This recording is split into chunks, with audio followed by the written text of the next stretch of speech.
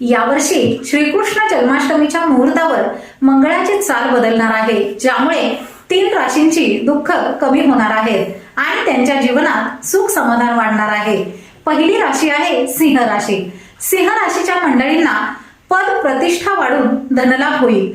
तुमच्या नावाचं महत्त्व वाढेल। तुम्ही स्वतःच्या बळावर केलेल्या कामातून जास्त फायदे होऊ शकतात। दुसरी राशी आहे मेष राशी। जुन्या गुंतवणुकीतून तुम्हाला लाभ मिळतील।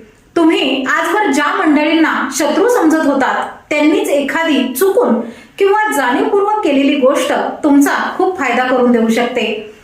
तिसरी राशी आहे कन्या राशी। हातात घेतलेल्या प्रत्येक कामात तुम्हाला यश मिळेल। कार्यक्षेत्रात प्रगतीचे योग आहेत। वैवाहिक आयुष्य आनंदी व समाधानी होईल। या 3 राशींमध्ये तुमची राशी असल्यास कमेंटमध्ये हरे कृष्णा नक्की लिहा।